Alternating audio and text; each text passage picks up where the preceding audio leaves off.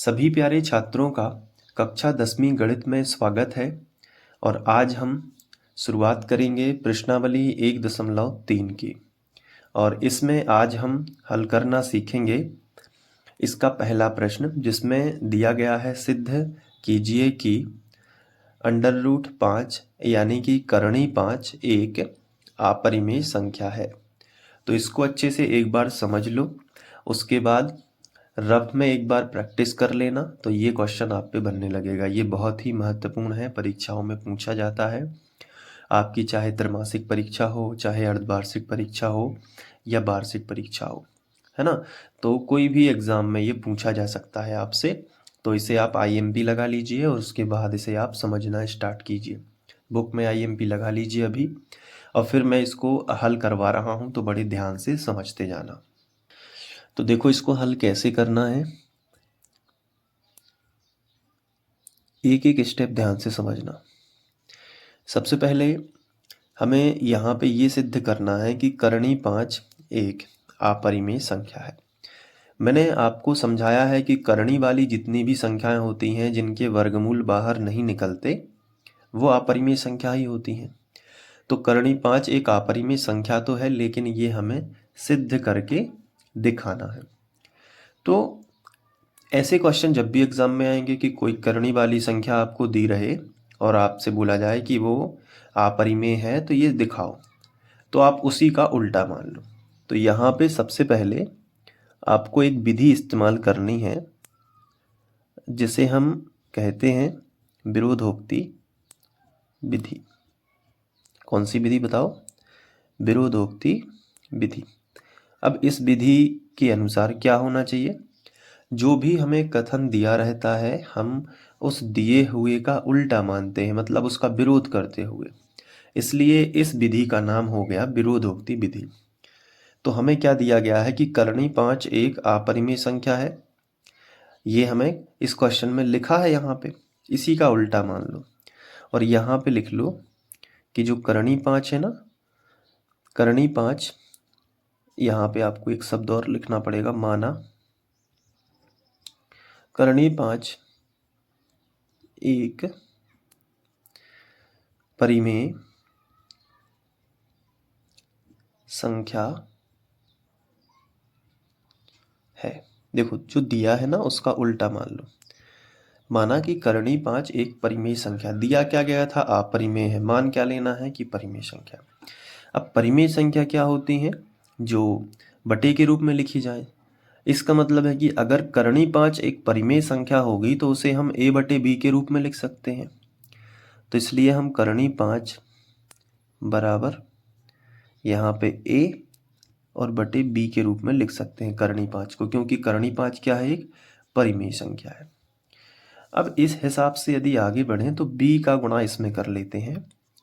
देखो, b बटे में है, बटे वाली संख्या गुणा करेगी इसमें, ठीक है। त्रिया गुणा भी आप अगर इसके बटे 1 मान लो तो a का गुणा इसमें होगा। तो ऐसे कर लेते हैं, a का गुणा पहले इसमें कर लो, b का गुणा इसमें कर लो। तो a का गुणा इसमें करोगे तो क्या आएगा? a। फिर ये बराबर का चिन्ह लगा है तो बराबर का चिन्ह लगा लो। फिर ये जो b है इसका गुणा इसमें कर दो, तो b और करणी 5 ये आ गया। तो a बराबर b करणी 5 ये आ गया। अभी हमने क्या किया है? मात्र यहाँ पे लिख सकते हो त्रियक गुणा, ठीक है। एग्जाम में एक एक स्टेप का ध्यान रखना है, और आप चाहो तो यहाँ पे ये वाला साइन बना सकते हो, ये से हम इम्प्लाइजेड कहते हैं, ताकि अंक ना कटे बिल्कुल भी।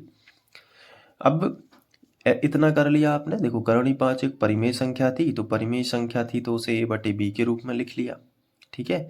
अब a/b के रूप में लिख लिया तो देखो, एक इसके बटे कुछ नहीं तो एक कर लिया, तो a का गुणा a में किया तो a ही आया, और b का गुणा करणी 5 में किया तो b करणी 5 आया। बन जाएगा इतना, ठीक है।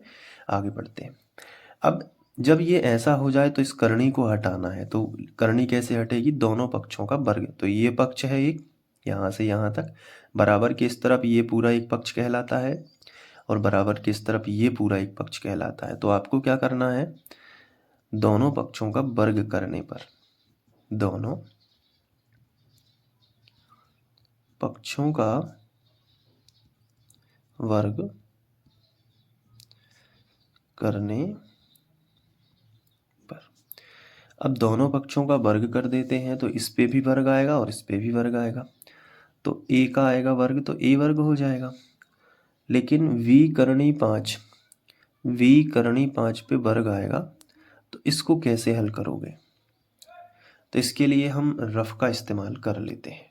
तो उसके पहले अगले स्टेप में इसको लिखेंगे, यानी कि ये जो a वर्ग है ये ज्यों का त्यों तो रहेगा, लेकिन इसको हल करेंगे। तो देखो रफ का इस्तेमाल कर लेते हैं। b करनी 5 के ऊपर वर्ग लगा है, इसका मतलब होता है कि v करनी 5 गुणित v करनी 5, यानी कि v करनी 5 को 2 बार लिखोगे। अब v का गुणा v में कर लो और करनी 5 का गुणा करनी 5 में कर लो।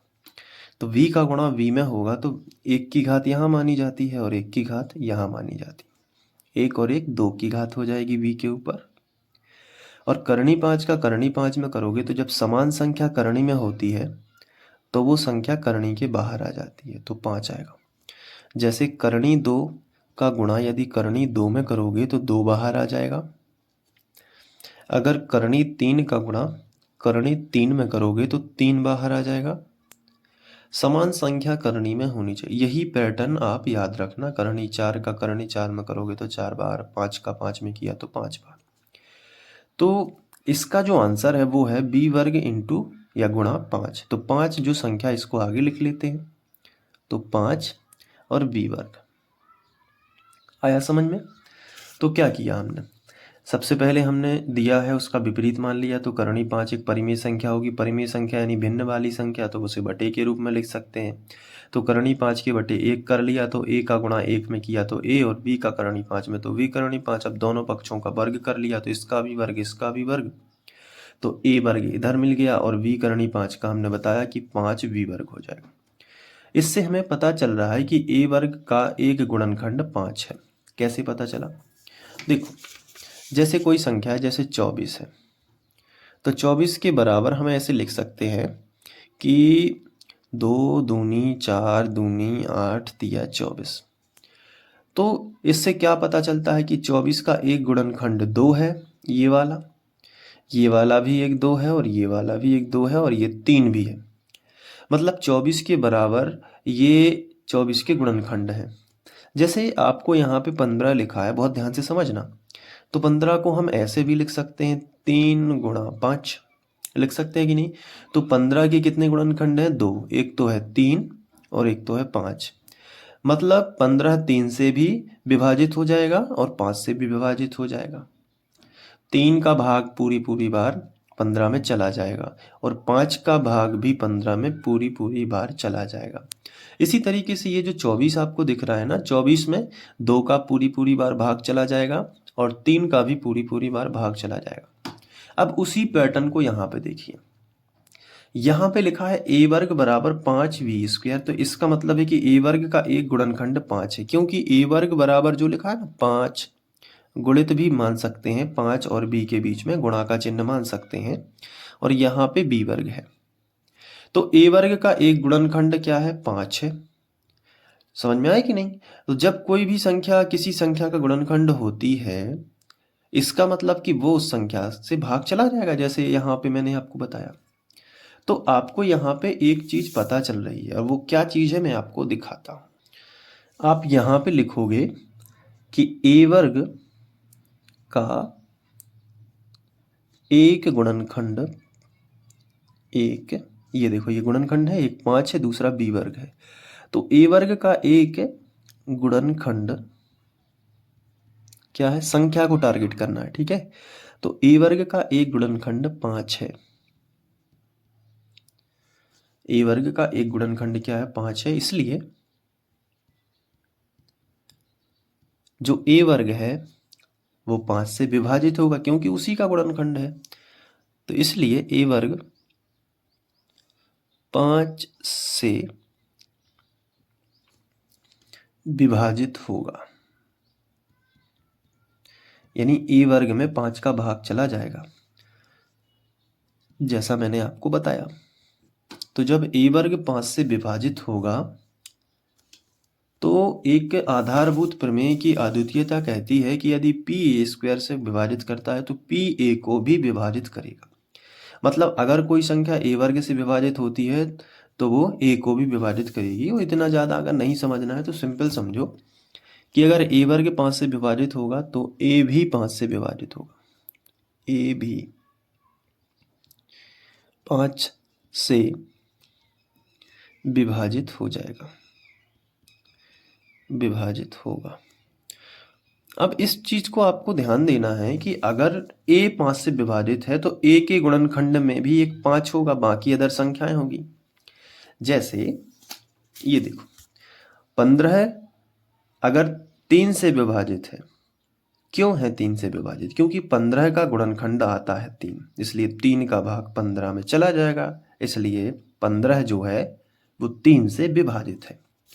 अब यहाँ पे हम क्या लिख रहे हैं कि a भी 5 से विभाजित है। इसका मतलब है कि a के गुणनखंड में a बराबर 5 तो आएगा ही, उसके बाद अदर संख्याएं आ सकती हैं, उन्हें हम m मान लेते हैं। तो a बराबर कितना मिलेगा हमें? 5m।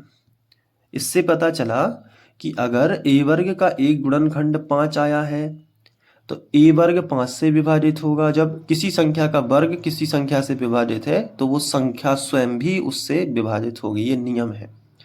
तो जब a वर्ग 5 से विभाजित है तो a भी 5 से विभाजित हो रहा है, तो a का एक गुणनखंड 5 है, बाकी संख्याएं होंगी। जैसे 15 का एक गुणनखंड 3 है, बाकी अदर संख्याएं हैं।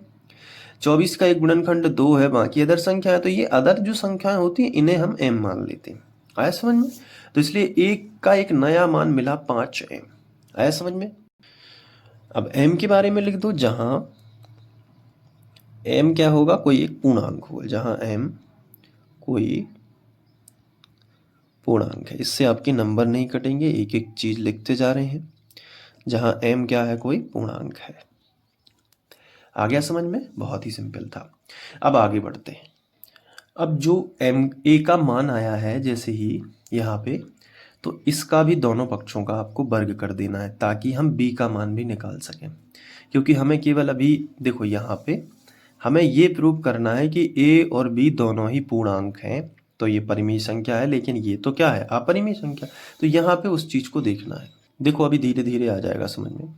दोनों पक्षों का क्या कर दो? वर्ग। ध्यान से समझना, दोनों पक्षों का वर्ग करने पर, चलिए, तो a का वर्ग हो जाएगा और यहाँ 5m का वर्ग हो जाएगा। ठीक है, तो a का वर्ग और 5 का वर्ग हो जाएगा 25 और m का वर्ग हो जाएगा m वर्ग। तो a वर्ग का मान मिला है 25m वर्ग और इसे हम यहाँ रख सकते हैं। तो इसको हम समीकरण 1 बना देंगे ताकि हम ये लिख सकें कि a वर्ग का मान समीकरण 1 में रखने पर,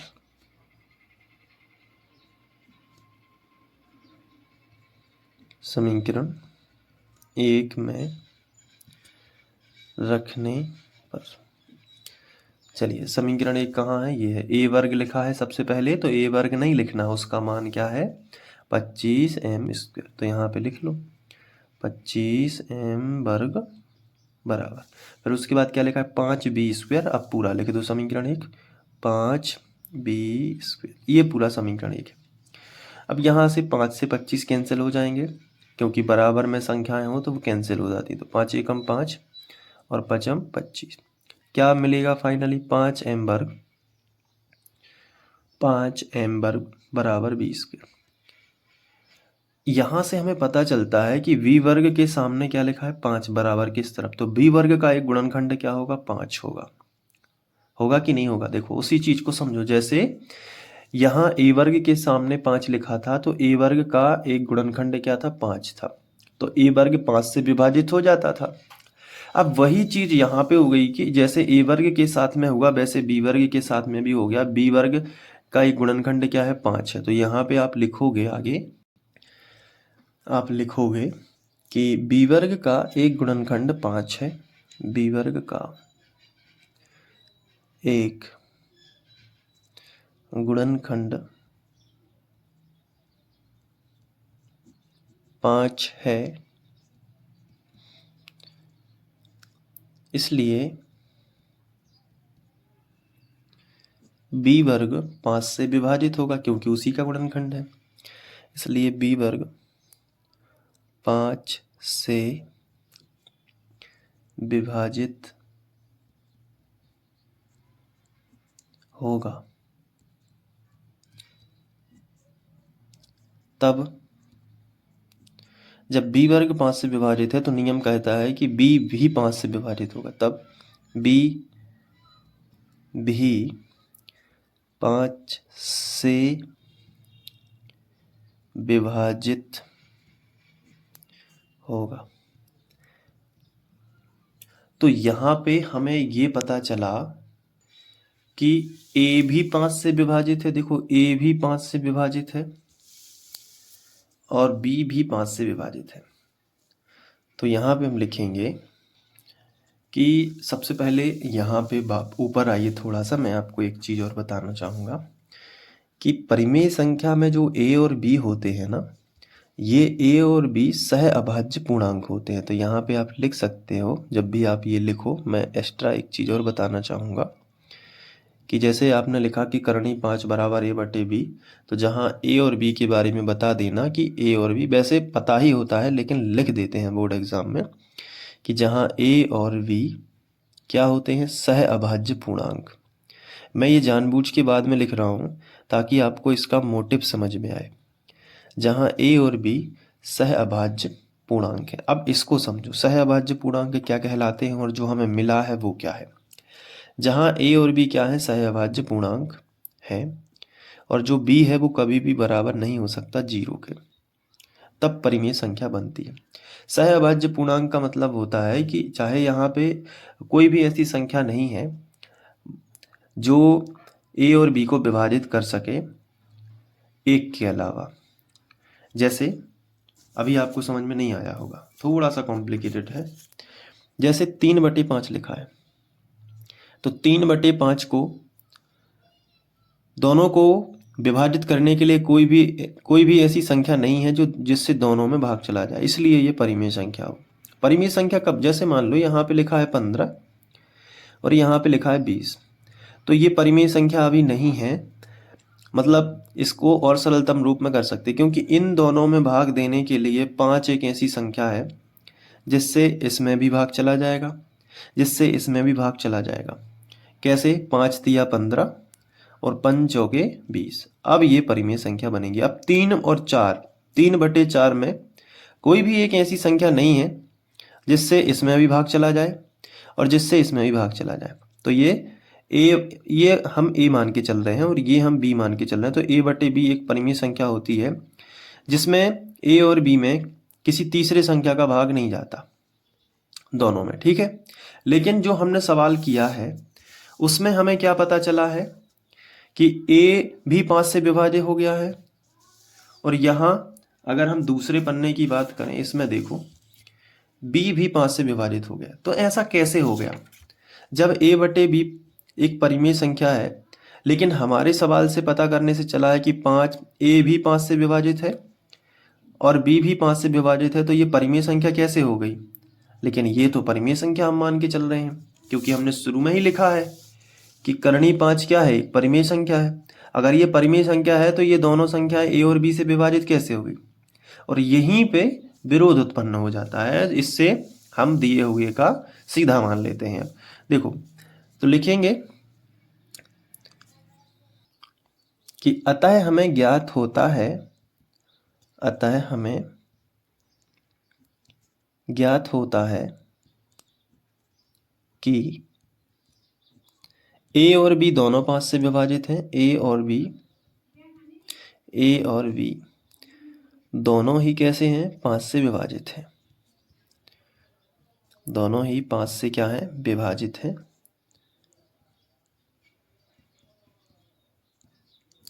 अब जब दोनों ही 5 से विभाजित हैं तो a और b क्या होंगे, परिमेय संख्या नहीं हो सकती।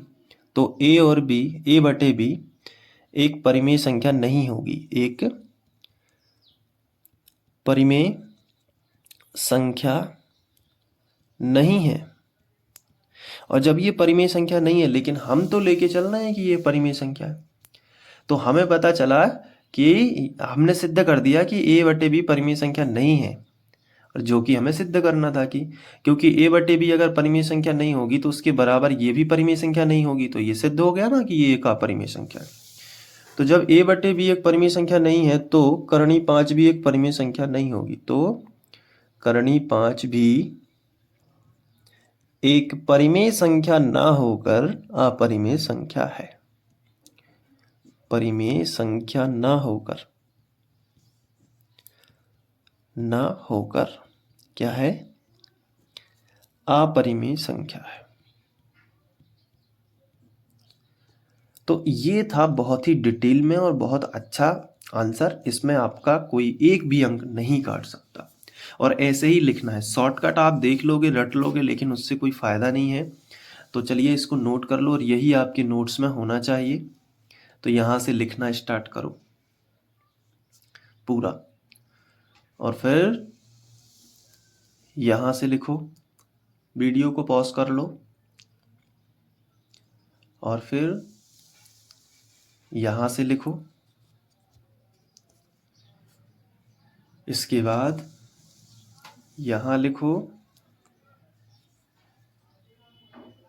और यहाँ पे लिख देना सिद्ध हुआ। टॉपर बच्चे ऐसे ही उत्तर देते हैं, तभी उनके अच्छे अंक आते हैं। शॉर्टकट में मत पढ़ना कभी भी, क्लियर कट आंसर देना, जो पूछा गया है वही, लेकिन अच्छे सटीक भाषा में। लेकिन ये प्रश्नावली का पहला सवाल था, इसलिए मैंने काफ़ी अच्छे से समझाया ताकि आपके दिमाग में आए। इसके बाद आप दूसरा और तीसरा क्वेश्चन पहले खुद से ट्राई कर लेना। नहीं बनता है तो आप देख लेना, प्लेलिस्ट में सारे वीडियोस आपको मिल जाएंगे, प्लेलिस्ट चेक करते रहना। मिलते हैं नेक्स्ट वीडियो लेक्चर में, तब तक के लिए बाय, थैंक यू।